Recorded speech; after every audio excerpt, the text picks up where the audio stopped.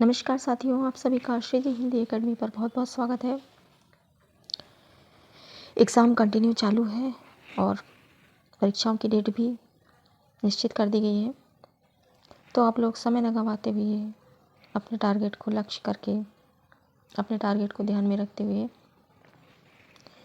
Exam की तैयारी में जुट जाइए। समय बिल्कुल न गंवाइए। समय बार बार नहीं मिलता दोस्तों। तो चलिए बिना समय गंवाए हम भी अपनी क्लास को शुरू करते हैं। उससे पहले यही कहना चाहूँगी कि क्लास को लाइक, शेयर, सब्सक्राइब ज़रूर कर दीजिए और क्लास को बिना स्किप किए देखिए। यह क्लास सभी लोगों की बहुत ही महत्वपूर्ण क्लास होने वाली है। आज हम हिंदी वर्णमाला से महत्वपूर्ण प्रश्नों को डिस्कस करेंगे। अगर आप लोग वर्णमाला पूरा डिटेल में पढ़ना चाहते हैं तो ज़रूर कमेंट करके बताइए। वर्णमाला की क्लास पूरी विस्तार से ये हम MCQ ले रहे हैं। हिंदी वर्णमाला में कुल कितने स्वर माने जाते हैं?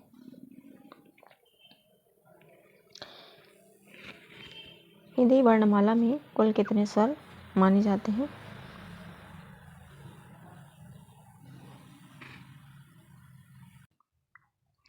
हिंदी वर्णमाला में कुल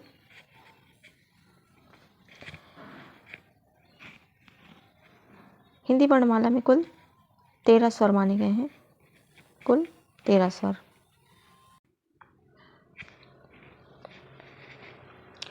स्वरों की संख्या के अनुसार, अगर हम कहें स्वरों की संख्या के अनुसार, स्वरों की संख्या अनुसार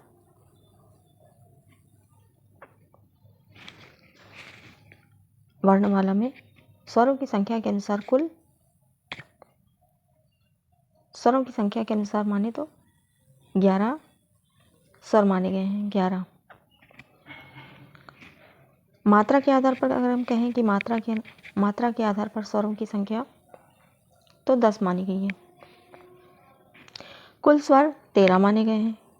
कुल टोटल 13 स्वर माने गए हैं।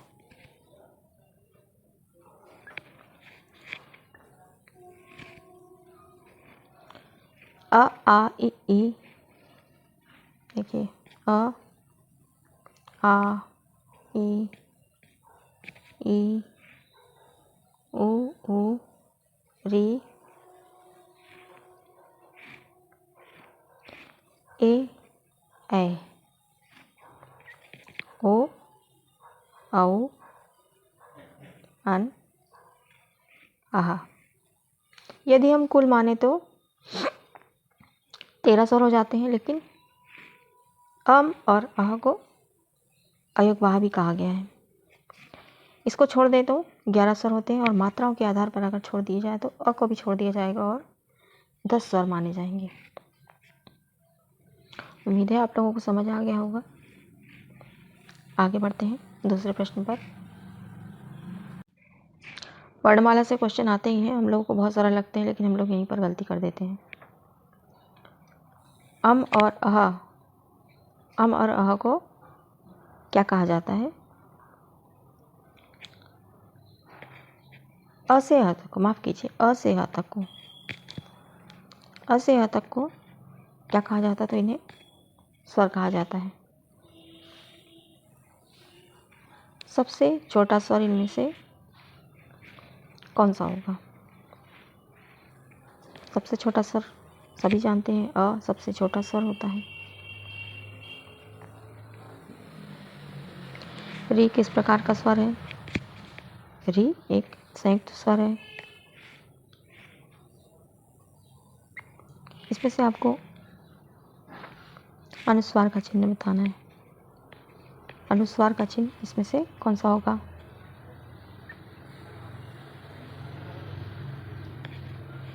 अनुस्वार का चिन्ह इसमें से अम की बिंदी वाला होगा।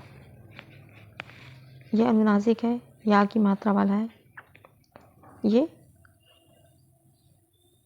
अल्पविराम, अर्धविराम।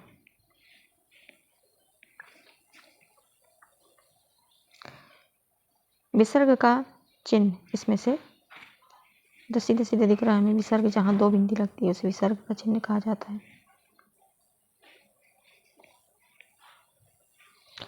अनुनासिक ध्वनि का चिन्ह कौन सा होता है?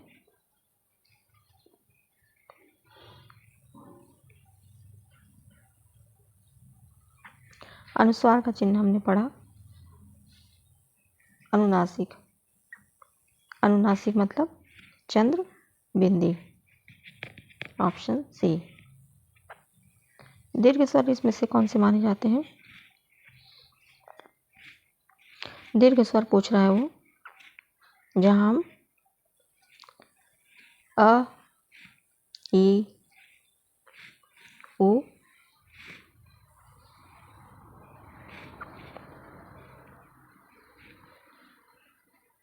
दीर्घ स्वर इसमें से ये तो हमारे हो गए मूल स्वर।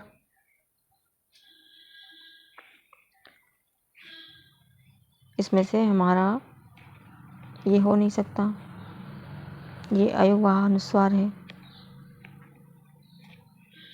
ये हमारा जहाँ पर मात्राओं का उच्चारण किया गया है, इसे हम दीर्घ स्वर कहेंगे।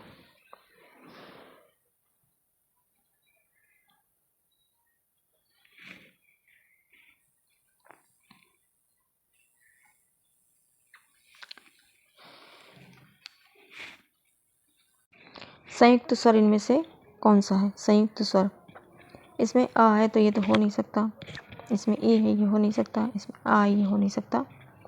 इसका मतलब संयुक्त स्वर हमारा बी ऑप्शन का होगा।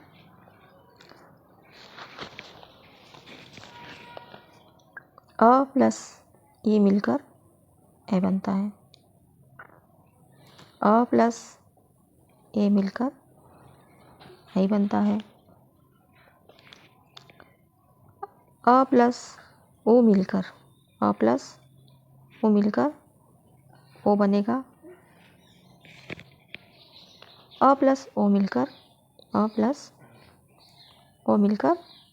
औ बन जाएगा। यहाँ पर स्पेस नहीं है, औ बन जाएगा। तो ये थे हमारे संयुक्त स्वर। प्रश्न 10, री का उच्चारण हम किस तरह से करते हैं? री का उच्चारण छोटी री, बड़ी री, रू या रे? उत्तर होगा री, ऑप्शन ए। प्रश्न व्यंजन संबंधी प्रश्न मिलेंगे आपको यहाँ पर। अब हिंदी वर्णमाला में कुल कितने व्यंजन हैं? हिंदी वर्णमाला में कुल व्यंजनों की संख्या 32, 33, 34 या 35? आंसर होगा इसका 33। व्यंजनों की संख्या 33 होती है।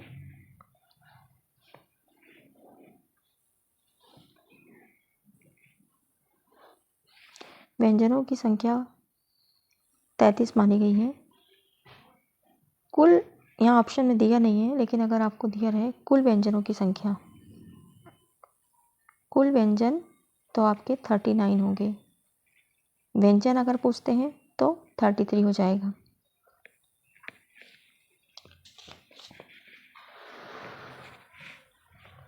चलिए आगे बढ़ते हैं। देखिए ये स्वर हो गए हमारे, ये सारे के सारे स्वर हो गए। व्यंजन में हमारे क ख ग घ अंग च छ ज झ ट ठ ण न त थ द ध न प फ ब भ म। टोटल ये 25 हो गए।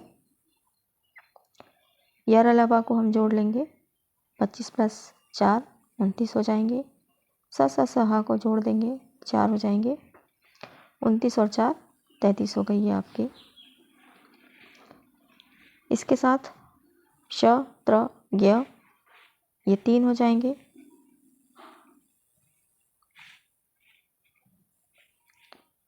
श्र ड़ और ड़ ये 3 हो जाएंगे। कुल मिला के हो गए 39।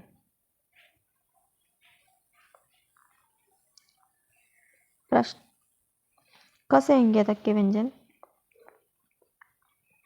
क से इंगा तक के व्यंजन किस वर्ग के हैं?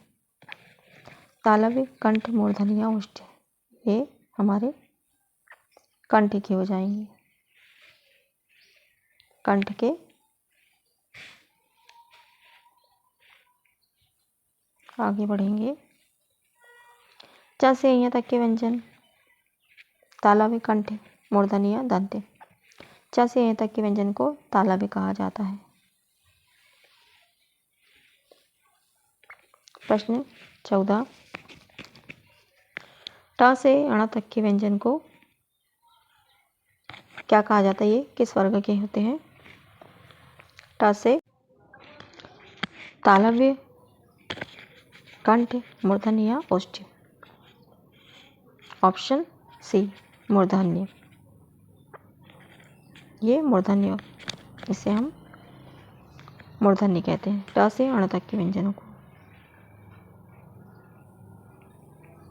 त से न तक के व्यंजन, इन सभी को वर्गीय व्यंजन कहा जाता है। त से न तक के व्यंजन किस वर्ग के हैं? दंत, ओष्ठ्य, कंठ या तालव्य। कंठ में क से इंगा तक के, च से य तक के तालव्य में, त से न तक के व्यंजन ऑप्शन ए दंत में। इसका आंसर होगा दंत। प से म तक के व्यंजन किस वर्ग में आते हैं? ओष्ठ्य, दंत या मूर्धन्य, कंठ। ये हम देखते आ रहे हैं निरंतर।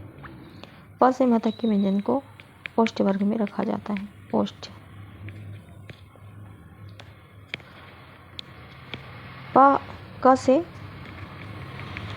क से म तक के व्यंजन वर्गीय व्यंजन कहा जाता है। वर्गीय व्यंजन। वर्गीय व्यंजनों की संख्या होती है 25। यह अलावा किस प्रकार के व्यंजन है? यह अलावा किस प्रकार के व्यंजन है? कंठ, तालव्य, ऊष्म या अंतस्थ। उत्तर होगा इसका अंतस्थ। यह अलावा अंतस्थ व्यंजन के श्रेणी में आते हैं। प्रश्न 18। स सह किस वर्ग के व्यंजन है? स स ह। दंत, अंतस्थ, ऊष्म या कंठ।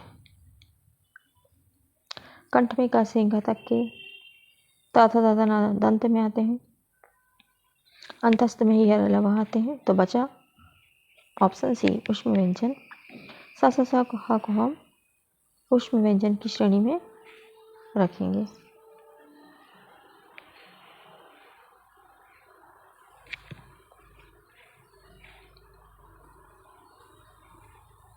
प्रश्न 6 को क्या कहते हैं? 6 को स्वतंत्र व्यंजन, संयुक्त व्यंजन, मात्रा या स्वर कहा जाता है। अ से अ तक स्वर माने गए हैं। स्वतंत्र व्यंजन स्वर को कहा जाता है। माफ कीजिए, संयुक्त व्यंजन। इसका आंसर होगा श ग।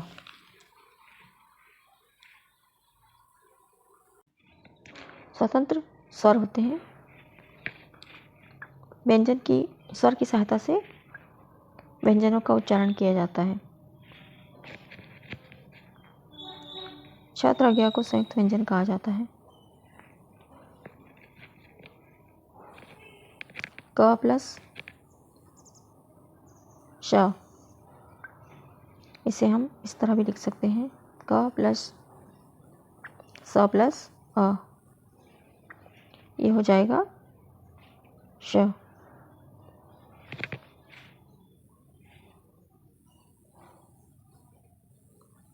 नासिक के व्यंजन इनमें से कौन से हैं? नासिक व्यंजन किसे कहा गया है? पहला ऑप्शन है क ख ग घ अंगा, च छ ज झ ञ अंगा, अ अ न म या प फ ब भ म। यहाँ पर ऑप्शन नंबर सी, इसे हम नासिक व्यंजन कहते हैं।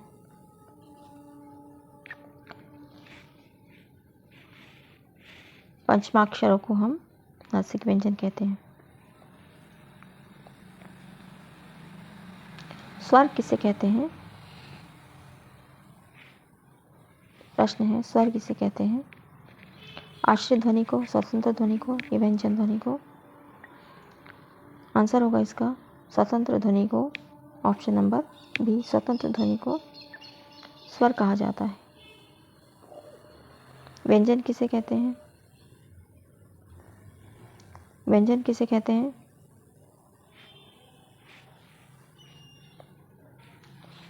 स्वतंत्र होते हैं, आश्रित होते हैं, मात्राएं होती हैं, स्वर होते हैं।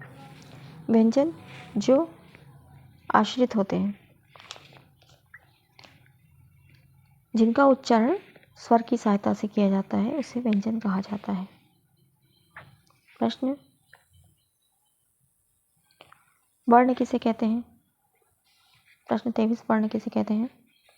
ध्वनि की इकाई को, मात्राओं को, व्याकरण को या कविता को? यहाँ आपको सीधे साफ स्वच्छ अक्षरों में नजर आ रहा है। ध्वनि की इकाई को वर्ण कहते हैं। ध्वनि की इकाई को वर्ण कहते हैं।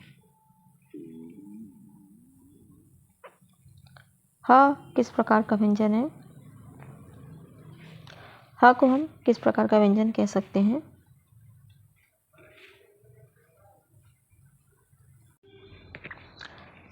कंठ, मूर्धन्य, उष्म या दंत्य?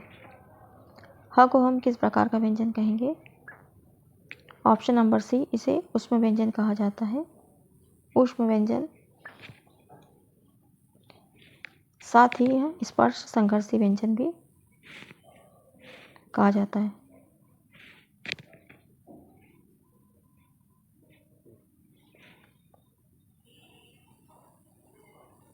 स्पर्श संघर्षी।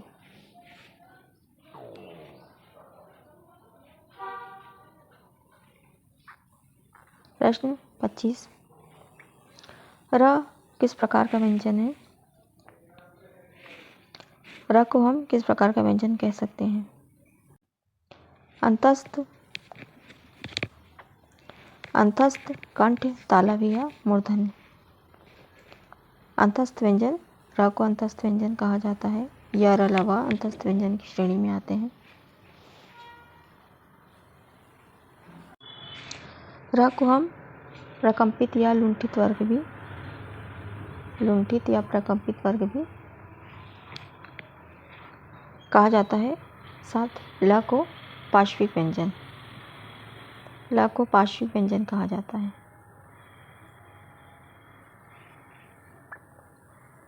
मात्रा किसे कहते हैं?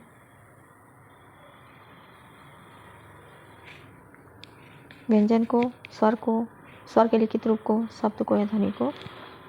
मात्रा स्वर के लिखित रूप को कहा जाता है। Option number B.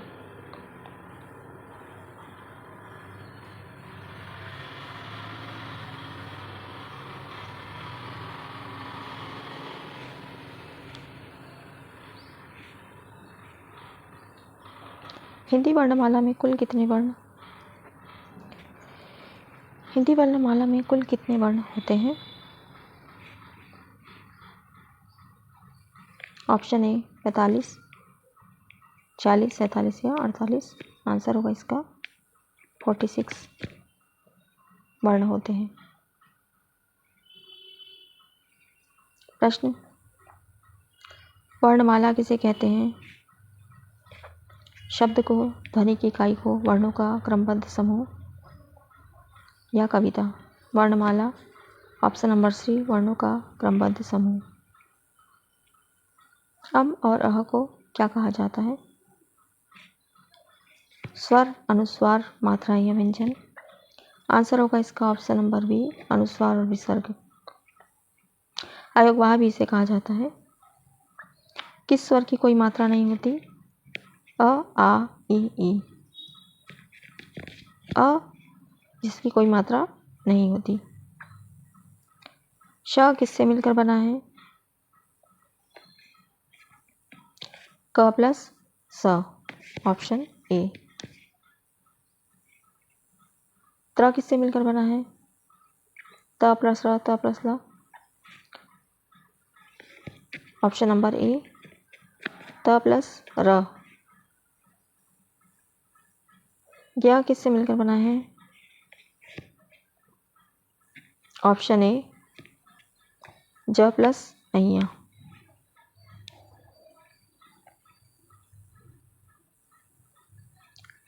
कुछ इस तरह यहाँ पर दिया गया है। वर्गीय व्यंजन कितने होते हैं? वर्गीय व्यंजन 20, 25, 30 या 33। पहले ही मैं बता चुकी हूँ आप लोगों को, वर्गीय व्यंजन में 25 होते हैं। क से म तक 5 वर्ग होते हैं। प्रत्येक वर्ग में कितने व्यंजन होते हैं? प्रत्येक वर्ग में 5 व्यंजन होते हैं। उच्चारण के व्यंजन कितने वर्ग में बटे हैं? उच्चारण के स्थान पर 3, 4, 5 या 6। उच्चारण के स्थान पर व्यंजनों को 5 वर्गों में बांटा गया है। स्पर्शी व्यंजन, अंतस्थ व्यंजन, संघर्षी या ऊष्म व्यंजन, संयुक्त व्यंजन में उषाद आगे आते हैं श। उसके बाद आता है हमारा द्विगुण व्यंजन। द्विगुण व्यंजन कहा जाता है किसको? ड़ को या ढ़ को। इसे फेंका हुआ, उत्क्षिप्त भी कहा जाता है। स किस प्रकार का व्यंजन है? दंत्य, ऊष्म, मूर्धन्य या कंठ। स एक ऊष्म व्यंजन है। चंद्र बिंदु किस ध्वनि को दर्शाता है? चंद्र बिंदु अनुनासिक ध्वनि को दर्शाता है। अनुस्वार किस ध्वनि को दर्शाता है? अनुस्वार ओष्ठ, नासिक, कंठ या तालव्य। अनुस्वार ये नासिक ध्वनि को दर्शाता है।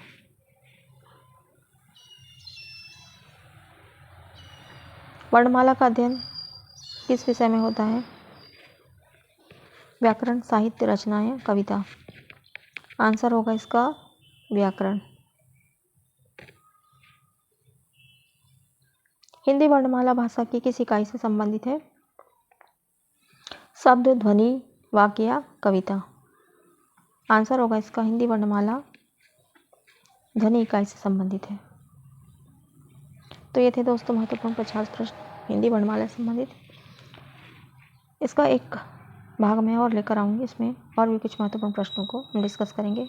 अगर आप वर्णमाला डिटेल में पढ़ना चाहते हैं तो कमेंट करके मुझे ज़रूर बताइए। मिलते हैं नेक्स्ट क्लास में, तब तक के लिए धन्यवाद।